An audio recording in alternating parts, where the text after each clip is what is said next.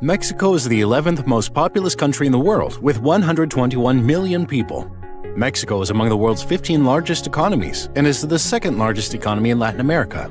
Welcome to our animated show of history. This episode presents A Brief History of Mexico. The earliest human artifacts in Mexico are chips of stone tools found near campfire remains in the Valley of Mexico 10,000 years ago. Mexico is the site of the domestication of maize, tomato, and beans, which produced an agricultural surplus. This enabled the transition from Paleo-Indian hunter-gatherers to sedentary agricultural villages beginning around 5000 BC. In the formative era, villages became more dense in terms of population and developing into chiefdoms. The earliest complex civilization in Mexico was the Olmec culture, which flourished on the Gulf Coast from around 1500 BC. Olmec cultural traits diffused through Mexico into their formative era cultures in Chiapas, Oaxaca, and the Valley of Mexico. In the subsequent pre-classical period, the Maya and Zapotec civilizations developed complex centers at Calakmul and Monte Alban, respectively. During this period, the first true Mesoamerican writing systems were developed in the Epi-Olmec and the Zapotec cultures. In central Mexico, the height of the Classic period saw the ascendancy of Teotihuacan, which formed a military and commercial empire whose political influence stretched south into the Maya area as well as north. After the collapse of Teotihuacan in 600 AD, competition ensued between several important political centers in central Mexico, such as Xochicalco and Cholula. During the early post-Classic period, central Mexico was dominated by the Toltec culture. Oaxaca by the Mixtec, and the lowland Maya area had important centers at Chichen Itza and Mayapan. The Aztecs, the last of pre-Columbian Mexico's great native civilizations, rose to prominence in the Central Valley of Mexico around 1427 by partnering with the Toltecs and Mayans. This triple alliance conquered smaller cultures to the east and west until the Aztec Empire spanned Mexico from the Pacific Ocean to the Gulf Coast. The Spanish first learned of Mexico during the Juan de Grijalva expedition of 1518. The Spanish conquest of the Aztec Empire began in February 1519 when Hernán Cortés arrived at the port of Veracruz. After taking control of that city, he moved on to the Aztec capital. In his search for gold and other riches, Cortés decided to invade and conquer the Aztec Empire.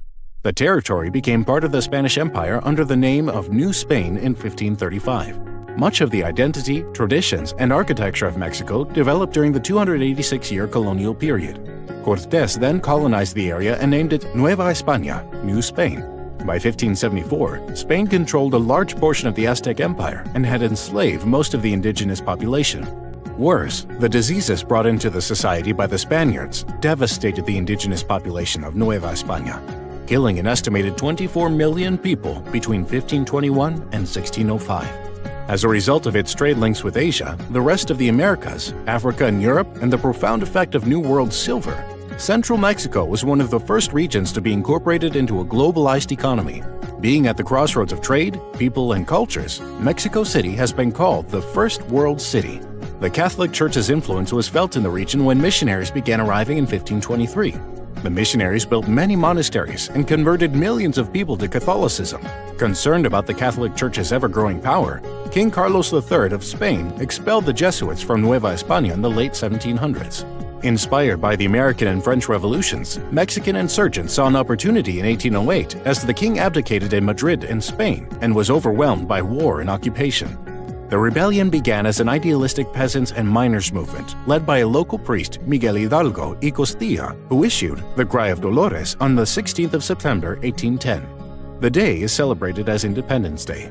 Mexico's short recovery after the War of Independence was soon cut short again by the civil wars and institutional instability of the 1850s, which lasted until the government of Porfirio Diaz re-established conditions that paved the way for economic growth. Agustín de Iturbide became constitutional emperor of the First Mexican Empire in 1822. A revolt against him established the United Mexican States. Later, a republican constitution was drafted and Guadalupe Victoria became the first president of the newly born country. During this time, people had difficulty meeting tax payments and resented the central government's actions in collecting customs due to limited trade. The United States annexation of the Republic of Texas and subsequent American military incursion into territory that was part of Coahuila instigated the Mexican-American War.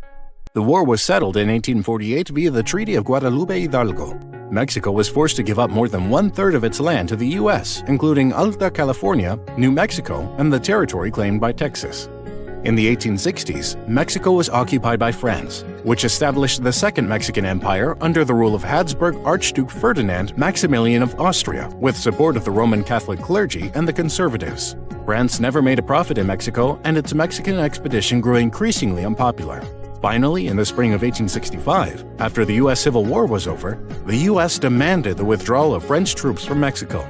Porfirio Diaz was elected the 29th president in the late 19th century. The period, known as the Porfiriato, was characterized by economic stability and growth, significant foreign investment, and influence. The Mexican Revolution began when Madero issued the Plan of San Luis Potosí and declared war on the Diaz regime. By 1911, Diaz is forced to step aside and Madero is elected president. But conflict and violence continue for the better part of the next decade. World War II further stimulated the nation's development through the development of roads, the building of factories, and the establishment of irrigation systems.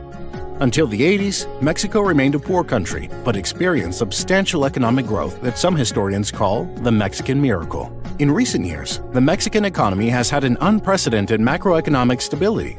Its economy is integrated with that of US and also Canada after the North American Free Trade Agreement. Thank you for watching. Please subscribe to our channel for new videos updated daily.